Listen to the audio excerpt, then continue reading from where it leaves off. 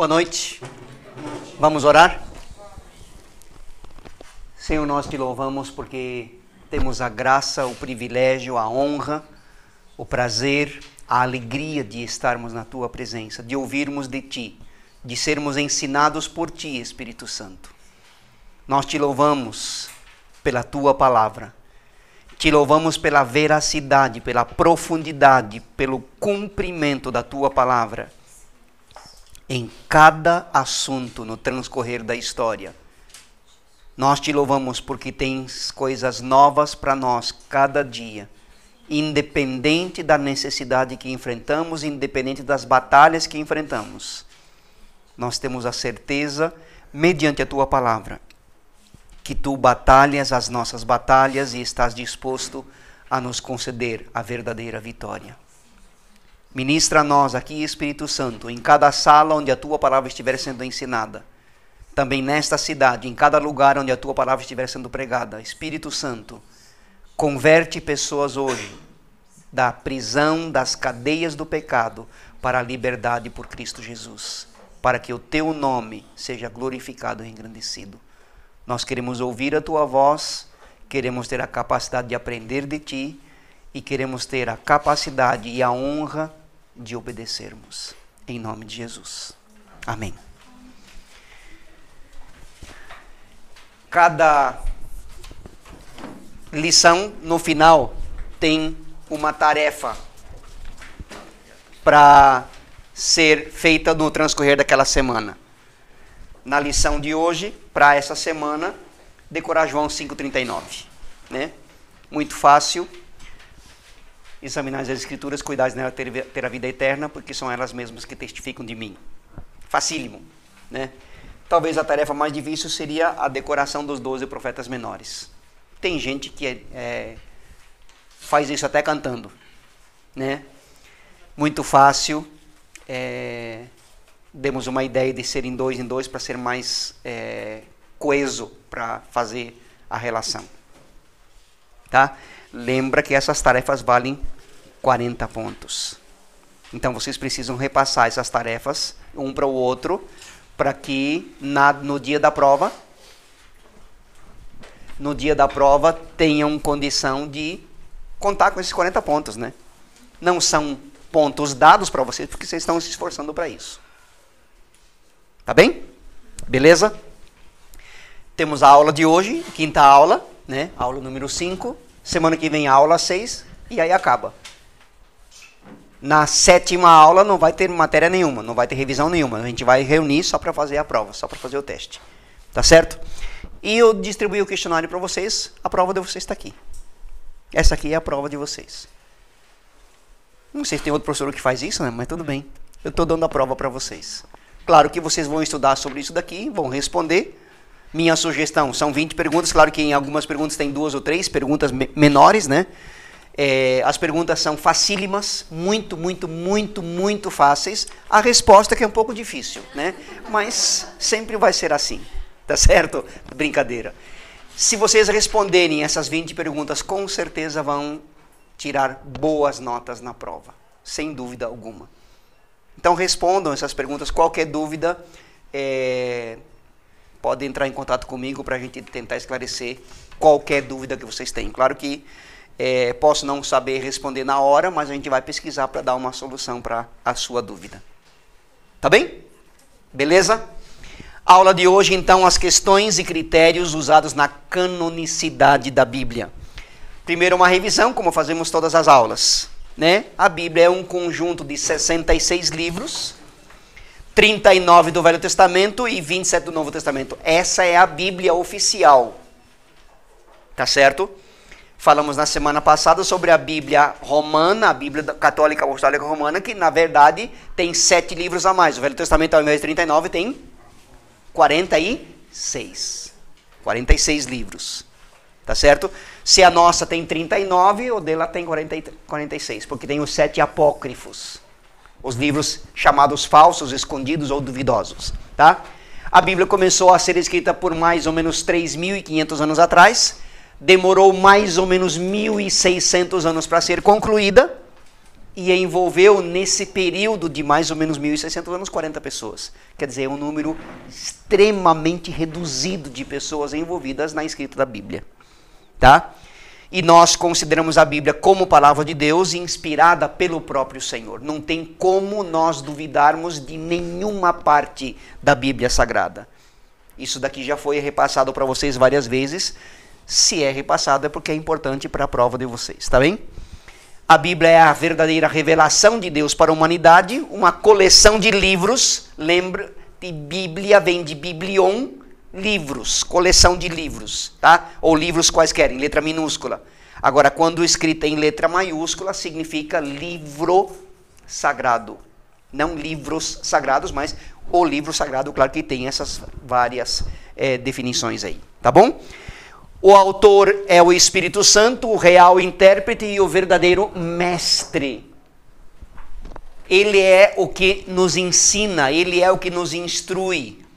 O pastor Jefferson acabou de usar na ministração de agora, do culto de agora das 17, né? Quando eu for, eu enviarei o Consolador. E ele vos ensinará toda a verdade, ou ele vos guiará, ele vos orientará a toda a verdade. Então o Espírito Santo, pela Bíblia toda, é o mestre, é o intérprete, é o mestre, é aquele que ditou, né? É o Espírito Santo ditador, não ditador de carrasco, mas ditador de ditar a palavra, de soprar a palavra no coração, na alma, no espírito dos seres humanos, para que eles transcrevessem. E o tema central da Bíblia, de capa a capa, de ponta a ponta, desde o primeiro versículo de Gênesis 1:1 até Apocalipse 22, versículo final lá, é a inspiração pelo Espírito Santo, e Jesus Cristo é o tema central. Tanto é que Apocalipse termina dizendo: ora vem Senhor Jesus. A graça seja com todos. Amém. Ponto. Acabou. Tá? Se você pegar este último versículo e ir lá para o primeiro: no princípio criou Deus os céus e a terra, as coisas se encaixam. Olha aqui para mim. Se nós cruzarmos a palavra, o acontecimento histórico, assim, e o acontecimento bíblico, ou a instrução bíblica, nesse ponto de cruzamento aqui, vai estar acontecendo o que a Bíblia revelou já há milhares de anos. A Bíblia nunca anula a história se encaixa na Bíblia. Eu fui professor de história durante 30 anos. E os alunos muitas vezes dizem: mas você é louco de afirmar na tua matéria, a Bíblia? Não existe como afirmar a Bíblia na tua matéria. Não existe como a Bíblia cancelar a história. A Bíblia é o cumprimento da história. A Bíblia vai fazer a confirmação da história. Lembra da visão que Nabucodonosor teve? Da grande estátua? A cabeça, o tórax de ouro. Depois, prata. Depois, bronze, pernas e pés, ferro e barro. Tem um senhor que é pedreiro, trabalha faz a parte da manhã aqui, perguntei para ele assim: barro e ferro, gruda? Ele disse: enquanto tiver úmido, sim. Depois que seca, esmigalha. Não tem como. Não tem como. E naquela visão, Daniel, Nabucodonosor diz: eu não entendi bolhufas do que eu vi na minha visão. E Daniel explicou para ele: a cabeça de ouro, ó excelentíssimo rei, és tu. Tá, tudo bem, eu sou a cabeça de ouro, muito bem, beleza, maravilha. Mas por que depois de mim vem a prata? Porque o teu reino não vai durar para sempre. Logo vai cair. Não terminou de falar, o Império Babilônico caiu. Dominado pelos persas em uma noite. Algumas horas naquela noite, o Império Babilônico, o grande Império Babilônico, foi dominado pelos persas. Como eles conseguiram isso? Os babilônicos esperavam que eles fossem por cima, pelas muralhas, e eles foram por baixo, pelos dutos de água, pelos dutos de esgoto.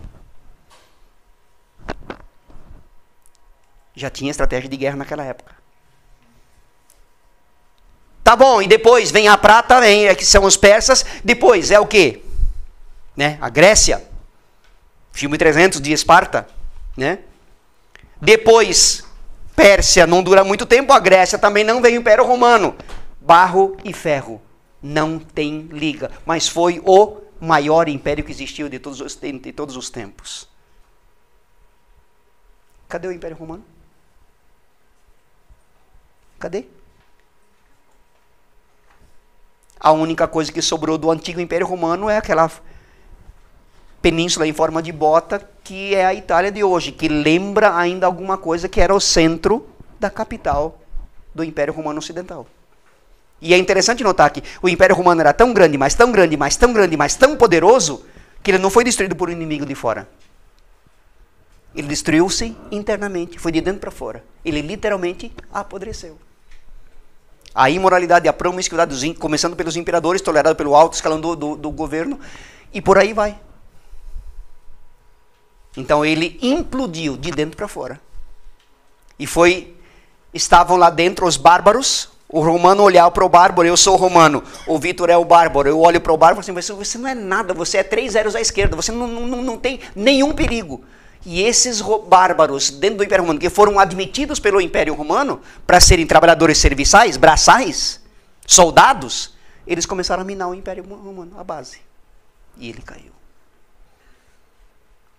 Tudo isso é confirmado. A Bíblia afirmou e a trajetória da história, a cronologia da história confirma isso. Então não tem como eu estudar história, biologia, geografia, etc. e tal, outras matérias, se não confirmar com a Bíblia. Eu não tenho como estudar história, estudar a Bíblia sem a história, que vai ser mais legal. Tá certo? Como eu estava dizendo, não há contradição, tá? Um só sistema doutrinário, um só padrão moral, um só plano de salvação, uma só revelação do futuro. Não tem como alguém querer anular a Bíblia. Tá certo?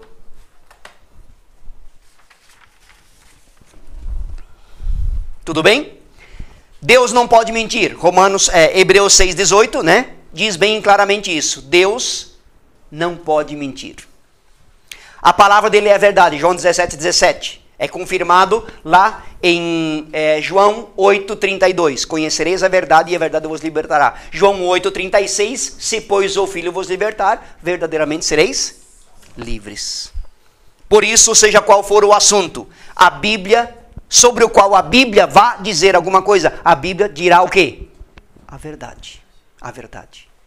A Bíblia não vai mentir. Eu estou enfrentando uma luta que a Bíblia não fala nada. Pode não estar falando hoje, mas amanhã, se você abrir a Bíblia, depois de amanhã, o Espírito Santo vai ensinar você alguma coisa a respeito daquele problema que você estava enfrentando. Pode ter certeza absoluta. Não há erros históricos ou científicos nas Escrituras.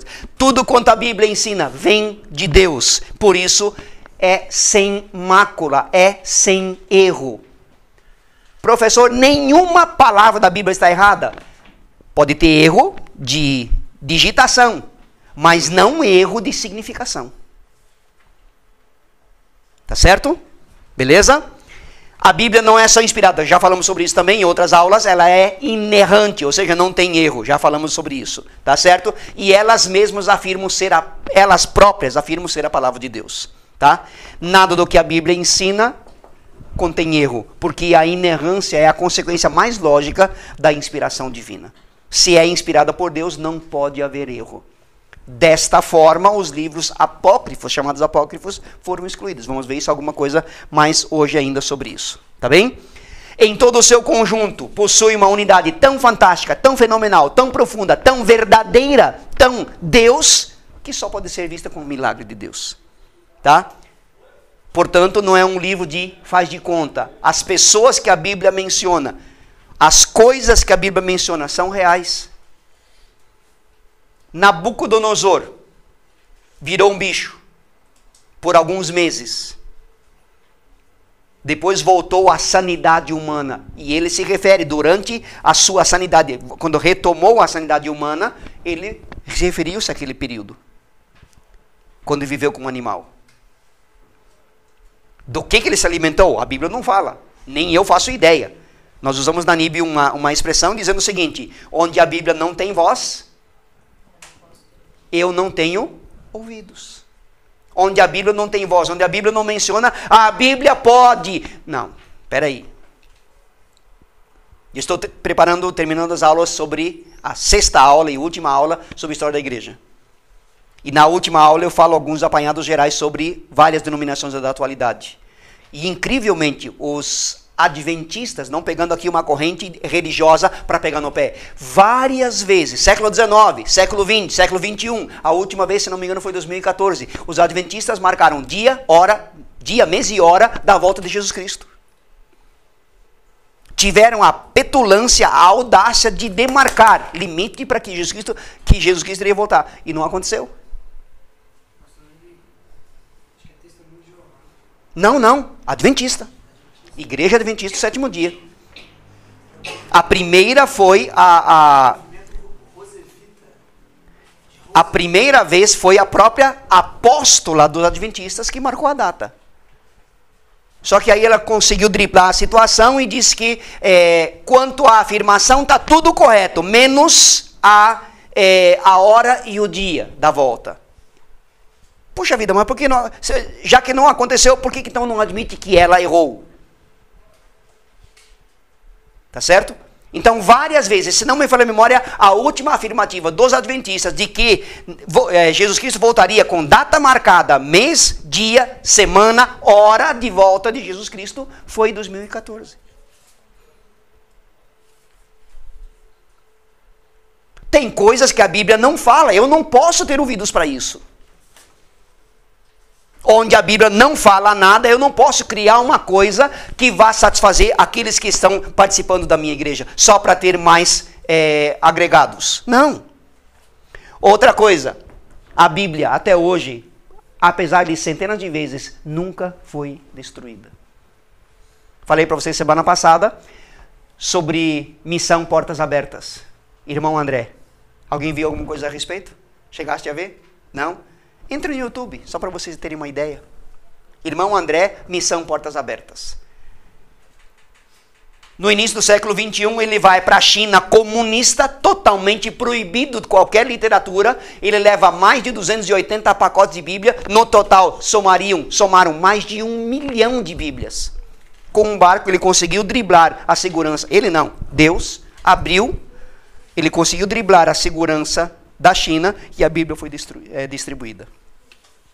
Hoje, dia 11 de agosto de 2019, a China é o maior fabricante de Bíblias e exportador de Bíblias do mundo, mas é um país comunista. Deus faz essas coisas. Se não me falha a memória, são mais de 800 mil Bíblias dia que são produzidas, em N idiomas. Idiomas tribais principalmente. Na Ásia, são muitas pequenas tribos que pouca gente conhece. E os chineses estão trabalhando sobre isso. Os cristãos chineses estão trabalhando na tradução dessa Bíblia. Fala, José. Eu vi um rapaz falando da fabricação das Bíblias. Ele estava passando por um veículo. Isto. Assim, né? Esse documento eu vou mostrar. Assim, mostrando, era imenso assim. Muito grande. Né? Então é muitas Bíblias. Verdade. E é na China.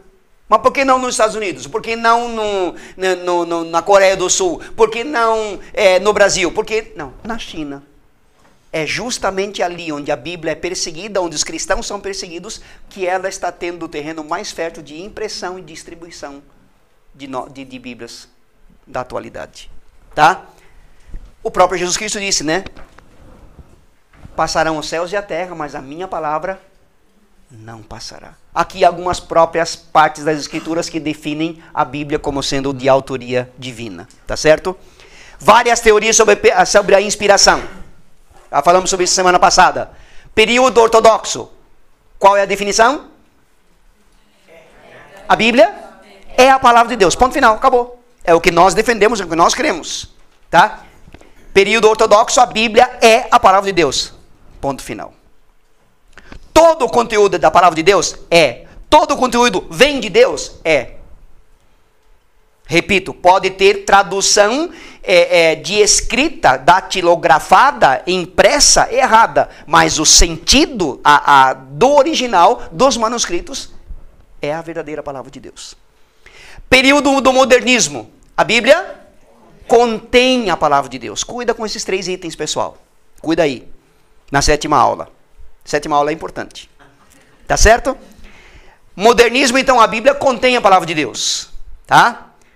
Neo-ortodoxo, a Bíblia torna-se a palavra de Deus. Interessante, eles falam que até o momento da tua conversão, ela não é a palavra de Deus. Mas quando você se converte, ela se torna a palavra de Deus. Espera aí, o que te convenceu? O que te converteu? O Espírito Santo. O Espírito Santo é o quê? Deus. Então, ou ele é ou não é. Quer dizer, as coisas se chocam. Não tem como. Então, para nós, a Bíblia é a palavra de Deus. É o que nós cremos, tá? A Bíblia se autodefine como sendo totalmente a palavra de Deus. Dotado da autoridade divina. A prova são essas básicas, né, mais conhecidas. 2 Timóteo 3,16 e 2 Pedro 1, 20 e 21. Tá? Uma inspiração plena, total e absoluta. Tá certo? São os dois versículos básicos que comprovam essa veracidade da palavra de Deus. Não tem como você anular isso. Tá certo? Quando eu falo não tem como você anular, porque pessoas muitas vezes já tentaram fazer isso. Eu lembro de uma história de um parente nosso que morava em Porto Alegre, que foi amigo desse irmão André, da Missão Portas Abertas. Numa parte de uma região da Sibéria, a perseguição foi tão árdua no período da cortina de ferro do mundo comunista, até 1989, a perseguição foi tão grande que uma Bíblia, várias Bíblias foram distribuídas pela Missão Portas Abertas, e aquela família escondeu a Bíblia no muro de fora da casa, dentro do muro, próximo do portão, num lugar secreto. E periodicamente aquela família podia retirar aquela Bíblia, quando estivesse seguro de que não tivesse nenhum espião, para poder estudá-la.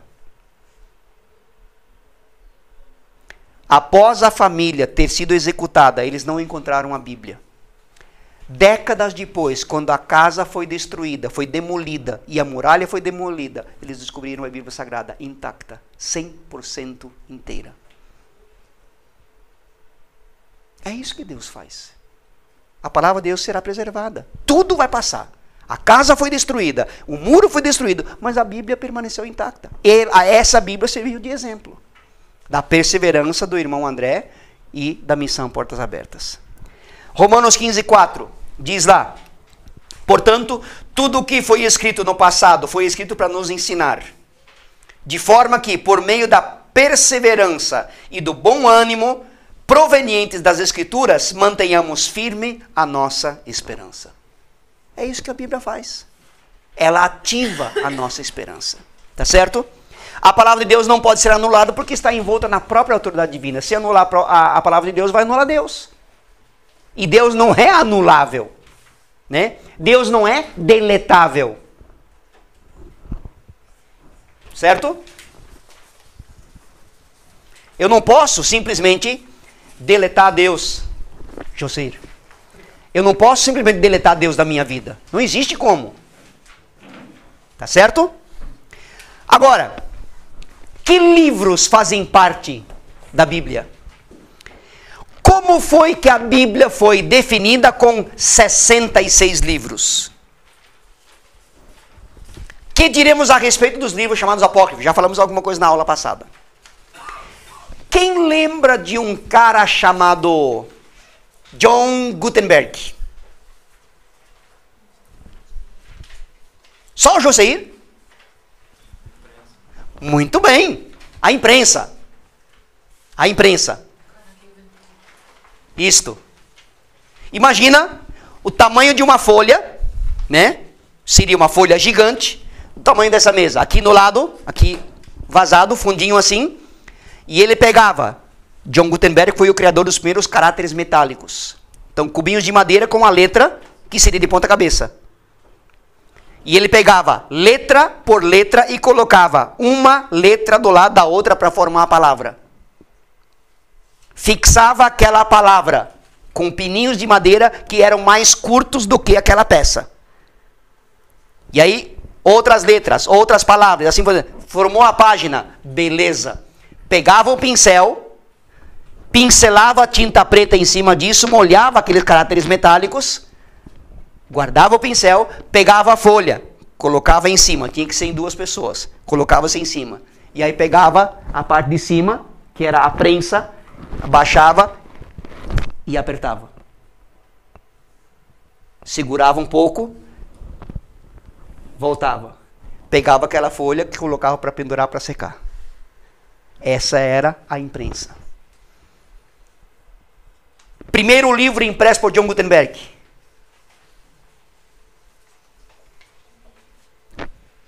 A Bíblia Sagrada, traduzida para o idioma alemão por Martinho Lutero. Que ano? 1517. Castelo de Wartburg, na Alemanha. Lutero, com Gutenberg e mais uma equipe, se refugiaram, se esconderam nesse castelo, trabalharam durante vários meses traduzindo a Bíblia para o idioma alemão. Por quê? Porque a Bíblia, até então, não tinha acesso ao povo. Porque a igreja cristã, falamos sobre isso na aula semana passada, a igreja católica apostólica romana dizia que a Bíblia, você não ser humano simples, né? Ser humano simples não pode tocar na Bíblia, porque vai assumir a condenação eterna. E outra coisa, somente o alto clero tinha acesso, podia tocar na palavra sagrada. Tem mais uma coisa, terceiro item, a Bíblia até então sempre era escrita no idioma latim. O povo entendia alguma coisa? Nada. Nada. Porque a cultura era avessa ao povo. O povo era instruído a não frequentar a cultura, escolas. Lutero traduziu a Bíblia para o idioma alemão, mostrando para o povo que eles podem manusear a Bíblia, que não tem nesse pecado algum, não tem impureza, porque isso aí é papel. O conteúdo dela é sagrado, é a palavra de Deus, é o conteúdo do próprio Deus que está aqui. Mas o fato de eu tocar, de eu manusear, de eu sublinhar, de eu rabiscar a minha Bíblia, não consta em pecado algum. Muito pelo contrário. Uma Bíblia, geralmente muito marcada, vai apontar uma vida que também tem as suas marcas. Certo? John Gutenberg, então, faz a impressão da primeira Bíblia no idioma alemão para ser distribuído para o povo. E aí começa a alimentar o processo reformista. Porque até então, final da Idade Antiga, até a Idade Média toda, a Idade das Trevas, aqueles 1000 anos de trevas, a noite dos 1000 anos, a Idade das Trevas propriamente dito, a igreja cristã, ou depois católica, apostólica romana, dizia que o povo não pode ter acesso à Bíblia Sagrada, a instrução sempre era no latim, somente para o alto clero. Povo, lembra da peste negra? Já ouviram falar sobre isso? Peste negra, transmitida por ratos, peste bubônica. Sim? Quando o povo começou a morrer, foram pedir socorro para a igreja. A igreja disse, vocês que se ferrem, porque isso é castigo de Deus em cima de vocês. Vocês são dignos de morte. Só que quando vem uma epidemia, uma pandemia assim, só pobre morre?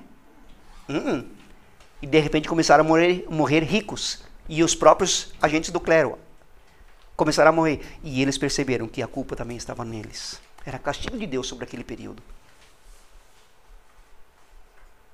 Até que se deram conta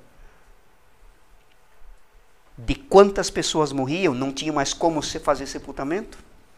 Os cadáveres apodreciam em plena rua. Já que a doença era transmitida por ratos, os ratos comiam os cadáveres. Quer dizer, imagina a peste. E a igreja foi coadunando, foi convivendo com isso. Só fazendo uma diferença aqui. Acho que o Joseir perguntou semana passada sobre isso. Igreja cristã, igreja católica.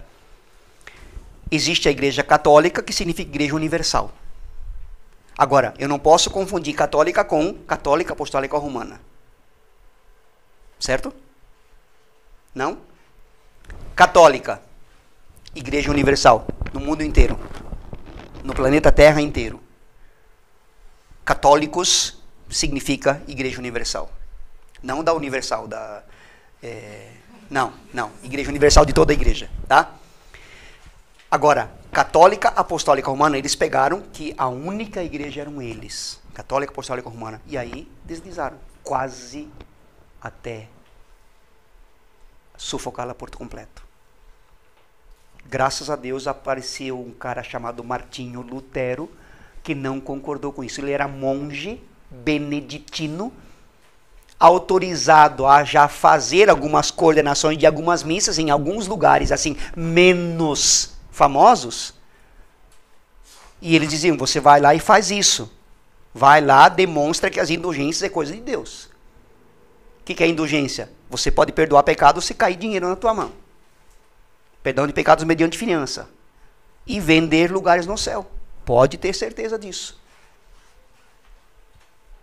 E Lutero não fez isso, e aí a Igreja Católica Apostólica Romana contratou um cara chamado, um outro alemão chamado Tetzel. E ele viajou a Alemanha inteira dizendo assim, quando vocês vierem com a tua oferta, jogarem a oferta no cofre, antes dela chegar até no fundo do cofre, a alma dos teus antepassados já saiu do inferno e foi para o céu. A Bíblia fala sobre isso alguma coisa? Nada. Se com a tua boca confessares a Jesus como Senhor e no teu coração, defunto crê? Defunto confessa? Não. Então, de todas as formas, a Igreja Católica Apostólica Romana tentou minar a Igreja Católica, como sendo, entre aspas, a Igreja aqui universal. E aí vem a Igreja diferenciada, oficialmente, Igreja Católica Apostólica Romana e a Igreja Cristã, evangélica ou protestante, que vem com Martinho Lutero. Fala, Simone. Não, para entender, era só um braço, então, da... Isto. Uhum. Da católica maior que foram saindo... Isto, exatamente. Uhum. A Igreja Universal, né, católicos, né, vem várias denominações, o protestantismo vem através de Martinho Lutero, né, porque numa dieta, numa conferência chamada Dieta de Spira, na cidade de Spira, eles queriam determinar que essas indulgências, a simonia era tolerável. Nada a ver com simone, né? A simonia era tolerável. Não só venda de terrenos no céu, garantindo tua salvação, mas mortos que já estavam mortos há décadas, podiam sair do inferno e ir para a eternidade, para ir para Jesus Cristo, e além disso, cargos eclesiásticos eram comercializados, simonia. Imagens eram comercializadas em troca de dinheiro, simonia, garantindo assim a tua salvação. Tá bem? E aí naquela dieta, naquela conferência, os luteranos protestaram contra isso, daquele período, recebem o nome de protestantes. Daí vem o termo protestante, por causa desse protesto da dieta de Spira. Tá bom? Beleza? Chamamos esse projeto de seleção da Bíblia de cânon. Definição de cânon. Já falamos sobre isso na semana passada. Vem da palavra grega canon ou kané, canon no grego, né? Kané no hebraico, que significa régua ou vara de medir. Não tinha metro, não tinha treno, não tinha nada disso, era medido por braça ou por côvado ou por palmo. Por isso que Isaías 40 fala assim, Deus que é Deus mede o universo inteiro a palmos. A palma da mão. Deus que é Deus, no qual nós cremos, Ele guarda as águas de todos os oceanos na concha da sua mão. Mãozona, hein? Certo? Agora, abraça, né? Braça era isso daqui. Distância de 1 metro da ponta desse dedo médio até aqui, 1 metro convencionado depois. Geralmente usava-se uma vara com 4 braças, daria 4 metros. Para medir uma propriedade, ou então passar numa cidade, demarcar uma cidade, usava-se aquela vara de 4 braças e colocava-se a ponta aqui no chão, né? Saía essa daqui, colocava a outra ponta lá e contava 1, 2, chegando no final, você só multiplicava isso por 4. Das vezes, quantas vezes que tinha dado, vezes 4. Você tinha a distância praticamente correta. Tá certo? Então, vara ou cano de medir. Características da canonicidade ou da canonização. Canonização é o processo pela qual a Bíblia recebe sua aceitação praticamente definitiva. Vamos revisar isso daqui novamente, tá?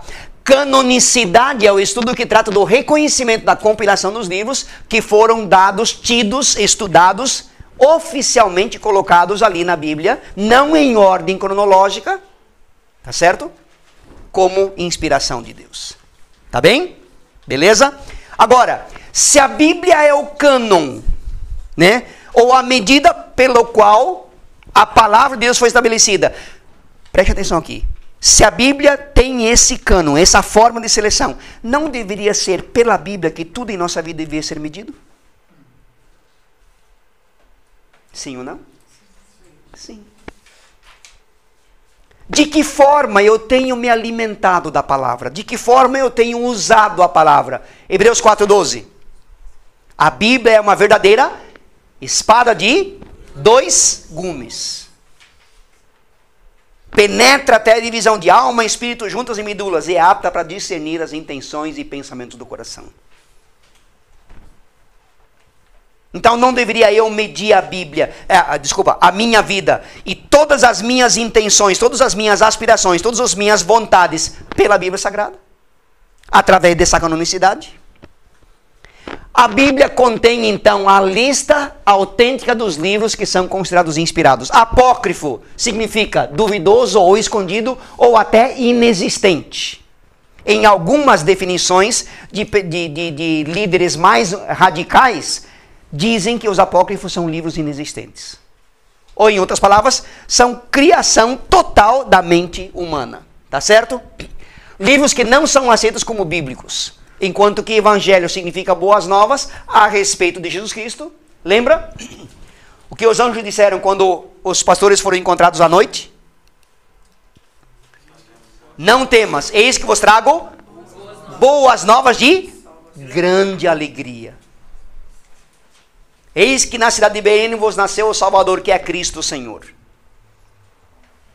Quando Jesus Cristo veio. Depois que ele foi assunto aos céus, na ascensão de Jesus Cristo, o que o anjo falou para os discípulos? Que estão olhando para o céu. Aquele que subiu vai descer, vai voltar. Então aguardem. Tudo o que ele falou vai se cumprir. Tá bem? Epístolas são as cartas, como já falamos para vocês. Faz só uma diferença aqui, pessoal, tá? Epístolas são todas as cartas. Questão de prova de vocês. Hoje tem até uma questão do questionário para vocês, tá? Quantas são as cartas de Paulo, as epístolas paulinas? E quais não são? Cuidado com isso, na aula 7ª. Quantas são as epístolas de Paulo? Faz a conferência lá, de Romanos, vai indo. Aí tem que pular Hebreus, tem que pular Tiago, né? Hebreus não tem autores, se bem que eu acho que... Alguns acham que é Lucas, mas eu não posso afirmar. Se a Bíblia não fala, eu não posso ter ouvidos. Então, eu posso até desconfiar, né? E eu vou chegar lá no céu. Paulinho, senta aí. Foi tu? Outros falam que foi Lucas. Né? Pela própria, pela forma como ele coloca. Por quê? Porque os judeus queriam voltar aos rudimentos antigos. Já eram conversos, já tinham se convertido, né? Os destinatários da carta aos hebreus. Tanto é que fala carta aos hebreus. Já tinham se convertido. E de tanto serem perseguidos pelos judeus tradicionais, ele falou, uma coisa não vale a pena. Vamos voltar para aquele troço lá. E aí o autor de Hebreus entra em cena e fala assim, olha, se vocês fizerem isso, vocês vão estar voltando de novo para a crucificação de Jesus Cristo. Aí hoje de manhã um aluno perguntou, e o judeu de hoje, o que ele crê? Até Malaquias. Se for olhar a Bíblia nossa. Até Malaquias. Tanto é que em algumas passagens da Bíblia, fala Jesus Cristo, quando entrou na sinagoga, lhe deram o rolo de Isaías. E ele leu a respeito daquele rolo. Ou leu no rolo. E quando terminou, fechou o rolo e entregou para o rapaz encarregado. E ele disse, essas escrituras estão se cumprindo na minha vida.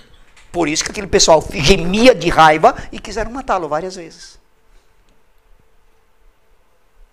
O judeu de hoje, não importa o número, se foi 1, ou 2, ou 10, ou 50 milhões, não importa. O judeu que vai se converter tem que confessar seus pecados a Jesus Cristo. Nenhum outro nome dado entre os homens há pelo qual nós devemos ser salvos, a não ser Jesus Cristo.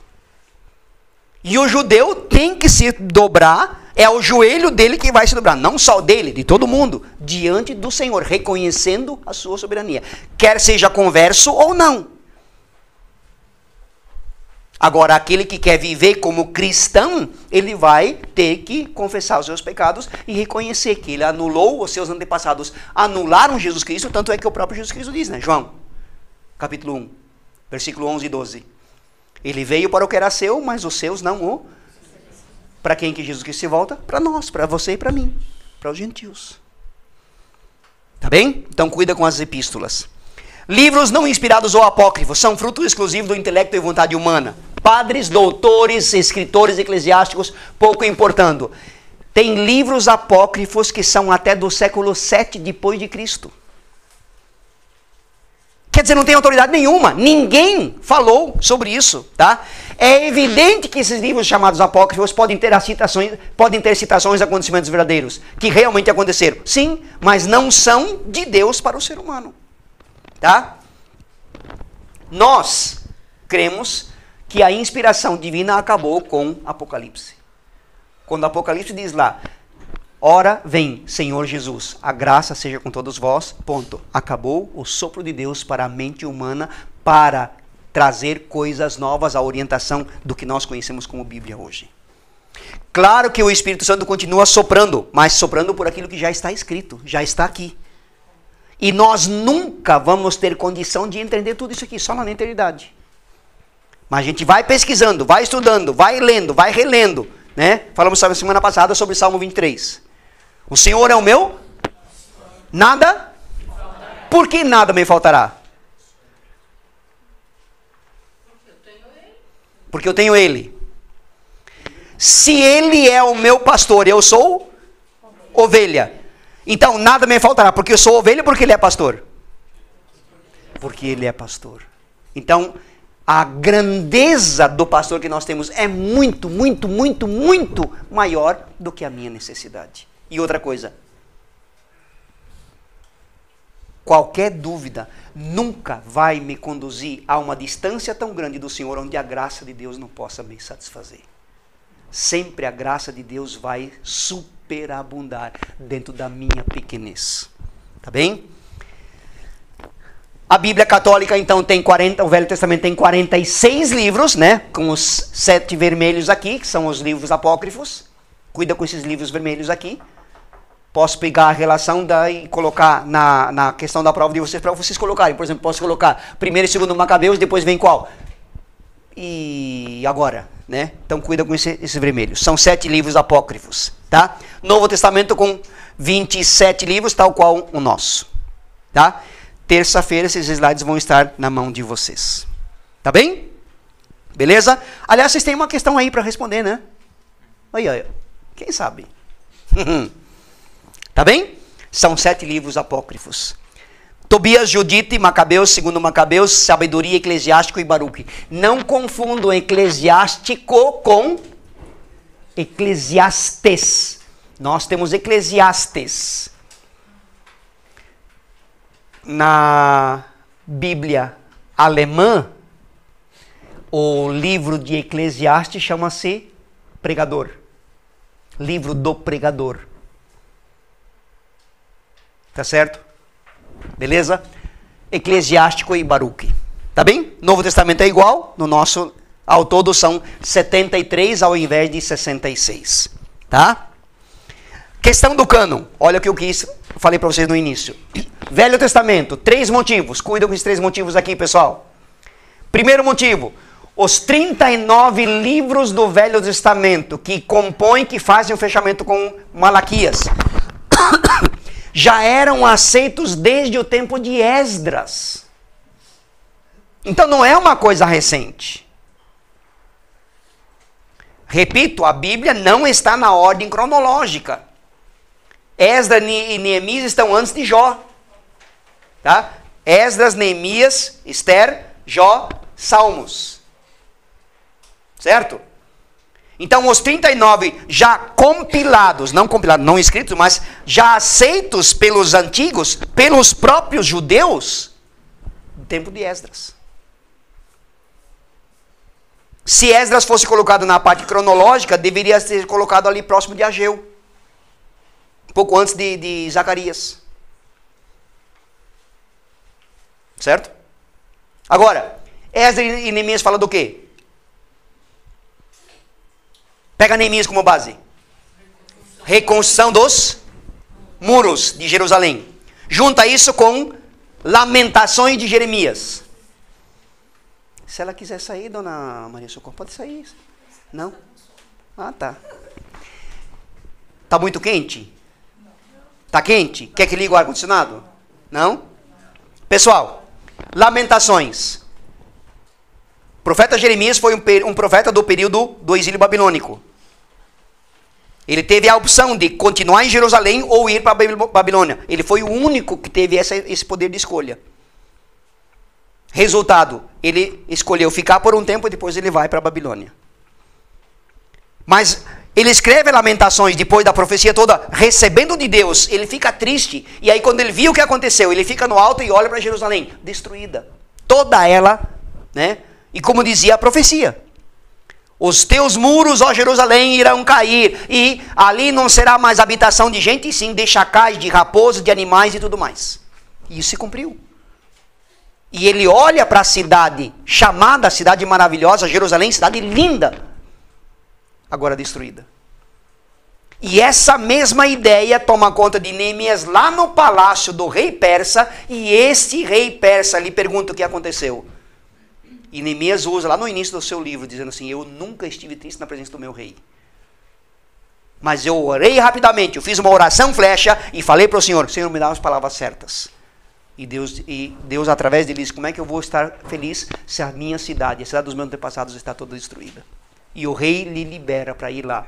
Logo depois Esdras vai para reconstruírem a cidade. E toma forma, começa a tomar forma de novo. E o povo, os sobreviventes, não os que foram, né? Os que nasceram lá no exílio, puderam voltar para a antiga pátria. Tá? Segundo item, segunda questão. As autoridades judaicas e historiadores do tempo de Jesus aceitam somente esses 39 livros, não mais. Outra coisa, nenhum desses livros chamados apócrifos foi citado por Jesus Cristo. Jesus Cristo jamais, ou qualquer outro líder da época apostólica, citou qualquer livro apócrifo. Ou seja, realmente são livros considerados duvidosos. Da onde vem? Por que eles teimam tanto para criar alguma coisa falsa? João 10:10. O ladrão vem para roubar, matar, destruir. Essa é a ideia satânica. O diabo não conseguiu evitar que Abraão fosse chamado, tirado do meio das divindades falsas, lá no meio do povo dele, de Ur da Caldeia. Apesar de Sara ser estéril, Deus disse para esses dois caras, eu quero começar uma nação com vocês. E tira eles do meio de lá, leva para a terra de Canaã. E vai convivendo com eles, vai alertando eles. E Deus disse, vai Abraão, de ti vai nascer alguém que vai carregar a minha semente. De quem ele estava falando? Jesus Cristo. E vem de Abraão, de Sara, no caso, Isaac, Jacó, Judá, e vai andando pela história, até chegar em Maria.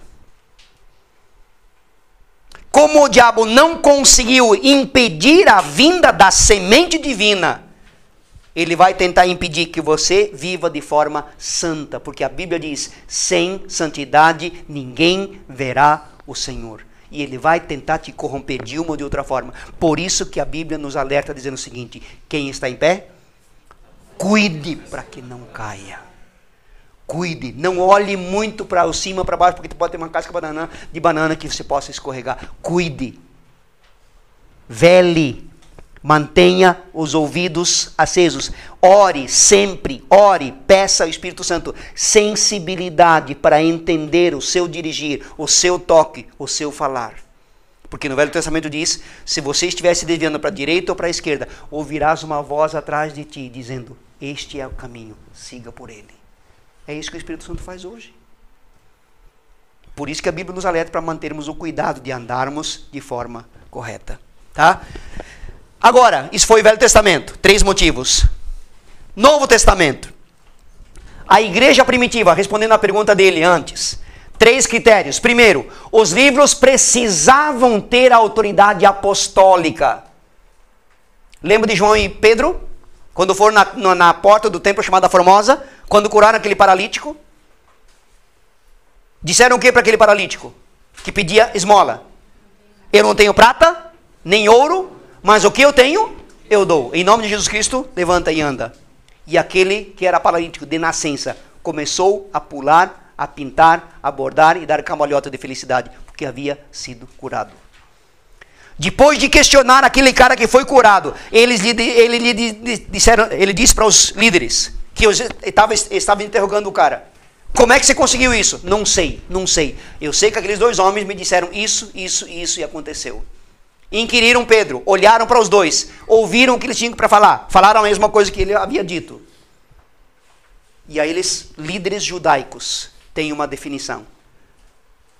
A liderança judaica, os fariseus, saduceus, os instruídos da lei, tiveram a certeza que esses homens haviam estado com Jesus. Que essa semana alguém olhe para você e tenha essa convicção, pelo fato de olhar para ti, de manter contato contigo, de ouvir você falar alguma coisa, perceber que a tua sabedoria ultrapassa qualquer sabedoria meramente humana, porque é uma sabedoria que vem do alto. E essa pessoa seja atingida pelo convencimento do Espírito Santo, pela ação do Espírito Santo, e traga ela para a luz. E aí você vai dando comida, vai dando mamar para ela, vai trocando a fralda dela, vai tirando as cracas dela, vai edificando, vai consolidando aquela conversão. Amém? 2. Havia o critério da conformidade com fé, aquilo que os apóstolos viram e ouviram. Acabei de falar sobre isso, tá? Inclusive do próprio Senhor. Ou seja, o documento precisava estar em harmonia com a tradição cristã. Prova. Ora bola, se eu presenciei o fato, se eu convivi com Jesus Cristo, por que Jesus Cristo escolheu 12 para conviverem com ele aquele tempo, aqueles 3 anos? Porque ele sabia que esses seriam os seus vasos escolhidos, que poderiam suportar as perseguições depois da ida dele, como o pastor Jefferson falou na ministração agora. Ô Jesus, não vai embora não! Como é que, se você for embora, como é que nós ficamos? Não, se eu for, o Consolador vir. E ele vos guiará. E é graças a Deus, graças ao Espírito Santo, que nós temos a ideia hoje de ganharmos vidas para o Senhor. Não é eu, não somos nós. É a nossa subordinação, é a nossa consagração, é a nossa colocação, é a nossa espontaneidade. Senhor, usa a minha vida. Acho que eu faço isso aqui na frente. Só Deus e eu sabemos como é que escorre aqui. Mas é o Espírito Santo. Se for olhar por mim mesmo, faço minhas palavras de Paulo, seria pior das criaturas.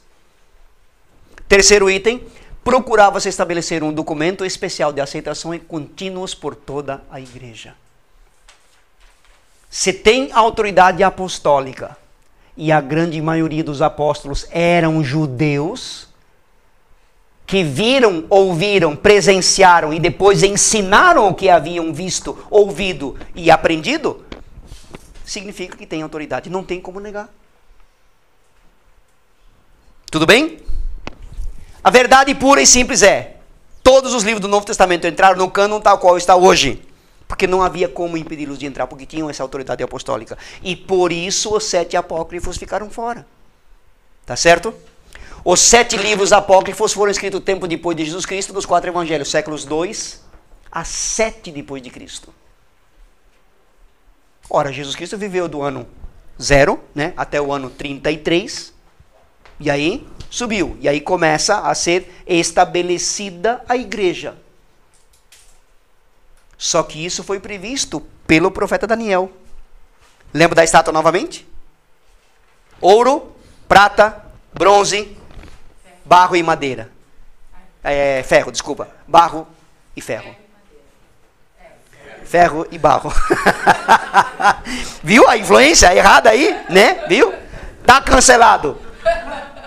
Ferro e barro. Depois que Daniel esclareceu essa visão do significado da estátua, ele disse, mas uma pedra se soltou de uma grande montanha e esmiuçou o barro e o ferro e reduziu os reinos até então a serem pó. E esse reino estabelecido através, essa pedra inaugura um novo reino.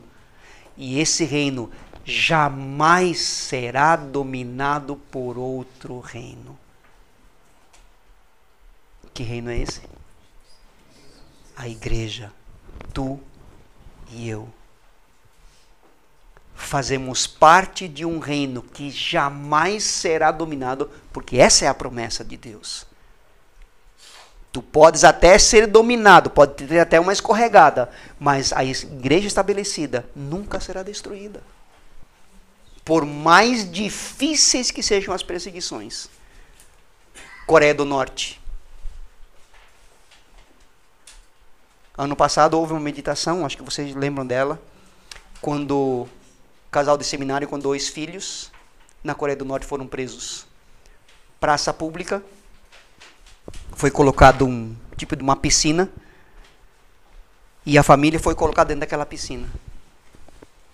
E o líder disse: ou vocês negam a fé ou vocês morrem. Nós continuamos crendo em Jesus Cristo. E aí, por ordem do líder, foi começado a jogar terra em cima deles. E cada vez mais terra. Depois que já estavam praticamente soterrados, pararam de jogar terra. Mais uma chance. Vão negar a fé ou vocês vão morrer? O que vocês preferem? E a filha mais novinha disse: pai, por favor, fala que nós queremos viver. E a mãe abraça aquela menina e diz: filha, fica sossegada. Logo, logo, nós estaremos jantando com o Papai Celestial. Logo, logo.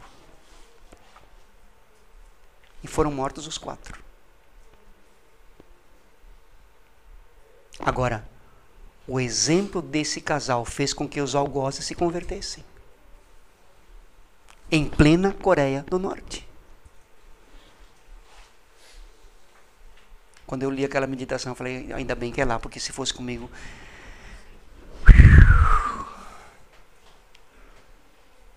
Claro que na hora de você ver, como fez Estevão, né? De você olhar para a glória e fazer: vale a pena. Porque é só uma passagem. Uma outra adolescente perguntou assim: pai, o que é a morte? O que significa a morte para alguém que tem essa garantia de salvação?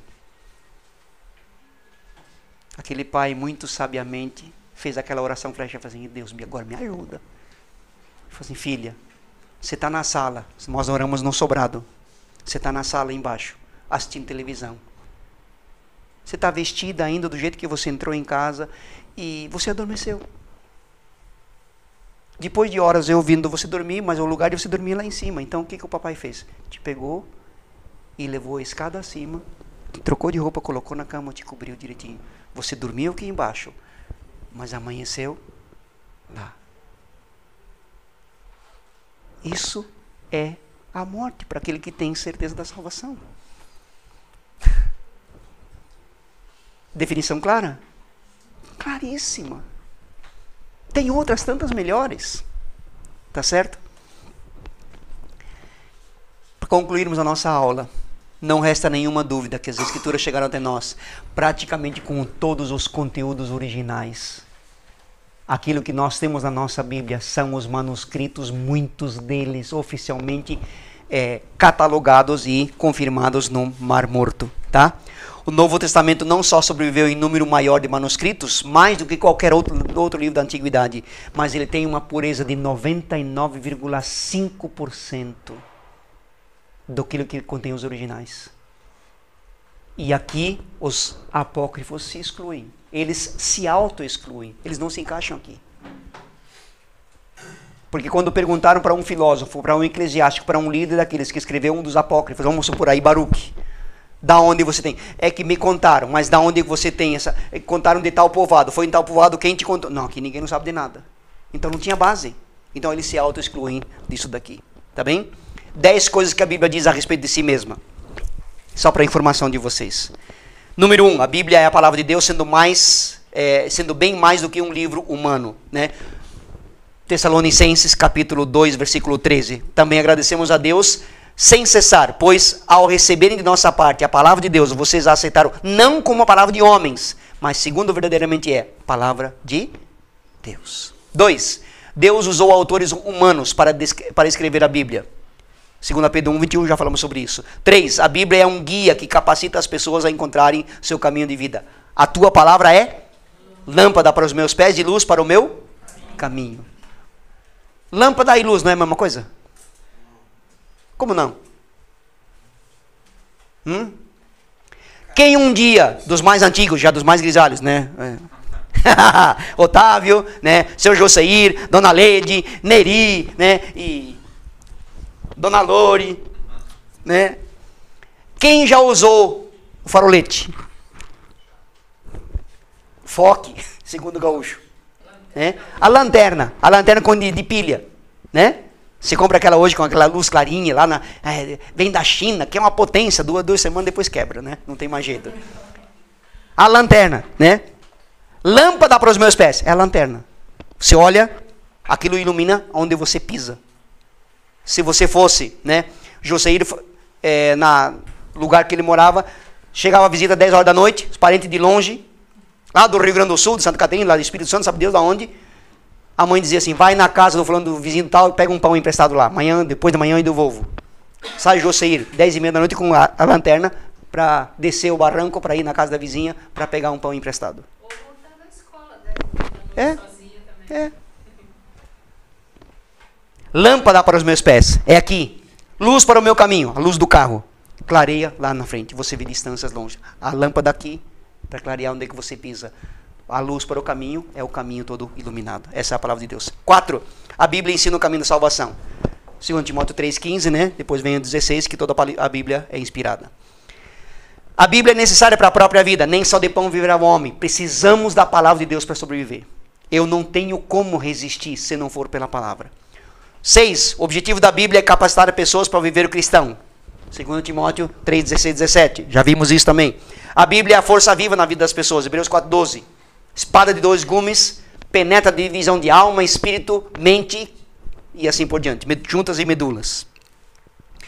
8. A Bíblia foi escrita por autores que haviam dominado a liberdade e a habilidade da escrita. Eclesiastes, né? Além de ser sábio, o mestre também ensinou seus conhecimentos ao povo.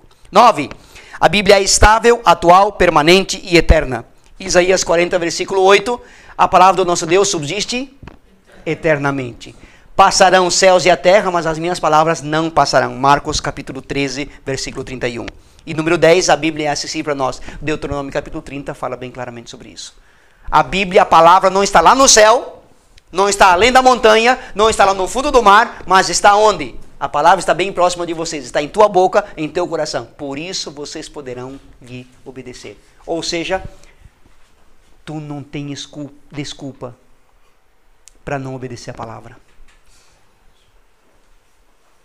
Se tu tens conhecimento da Bíblia, a Bíblia esclarece para você o universo. Consequentemente, eu sou indesculpável. Tá bem? Para concluir a nossa aula de hoje, mais de 5.000 manuscritos bíblicos catalogados. Os mais antigos são isso daqui. Tá certo? Isso são manuscritos bíblicos. Alguns deles encontrados no Mar Morto. Extremamente fiéis àquilo que nós temos na nossa Bíblia. Tá certo? Aqui, ó, um fragmento encontrado lá no Mar Morto do Evangelho de João, capítulo 18. Aí tem, nessa parte aqui, são cerca de 5 versículos, frente e verso. Claro que algumas partes rasgadas. Então, com outros manuscritos já catalogados, pode-se concluir que são originais. Tá certo? Aproximadamente 100 a 150 depois de Cristo. Quer dizer, depois de João ter escrito Apocalipse, alguns desses manuscritos foram colocados naquela tumba, naquela caverna de Qumran, próximo do Mar Morto. Tá bem? O que eu falei para vocês para concluir, tá? Sempre que a história secular se cruzar com a história sagrada, a Bíblia faz uma referência a essa história secular sem cometer erro. Ah, mas professor de história, professor de biologia, geralmente são mal acabados, mal vestidos, mal penteados, mal barbeados, mal de tudo. E drogados. Mas eu não sou assim. Eu não sou assim. Graças a Deus, minha esposa me veste muito bem. E cuida muito bem de mim. Porque se for depender dessa carcaça, coitado. Mas a partir desse momento, Deus opera maravilhas. Tenho alunos, ex-alunos hoje, né, ex-alunos, que são formados em N profissões, que foram alunos meus há mais de 20 anos atrás. E às vezes, ano passado eu fiz uma asneira, né? Se você foi meu aluno, dá um toque aí, o que você lembra de mim? Olha lá, ó, mais um. Meus amados, eu me senti orgulhoso, tá? Sabe quando o gaúcho estufa o peito, né? Não fui eu. Porque a minha oração sempre, minha esposa sabe disso, minha oração sempre no meu trabalho era: Deus, eu não quero ser um professor que vença o material didático. Eu quero que os alunos tenham em mim uma impressão mais forte, que seja para a eternidade. E aí alunos escreveram, né? Você foi um excelente professor, mas principalmente o teu ensino de vida me faz pegar orientação sobre isso até hoje. É sobre isso que Deus faz as coisas. Amém? Parabéns aos pais pelo dia de hoje. Já está quase chegando no final, né? Mas pai não é só no dia dos pais.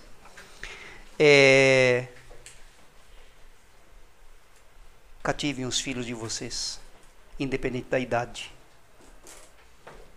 Sejam parceiros. Quando foi a última vez que levou o filho para pescar? Ah, meu filho não gosta de pescaria. De jogar tênis no barro, pé descalço.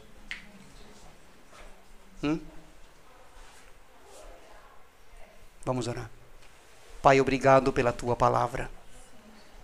Obrigado, Senhor, porque ela é de conteúdo eterno. Jamais uma vírgula, um tio, um significado sequer caiu em terra sem que ela fosse cumprida. E podemos olhar para a nossa própria vida. E podemos olhar para a vida dos nossos filhos, nós como pais, olhando para os nossos filhos. Pai, é bênção, é graça, é misericórdia tua.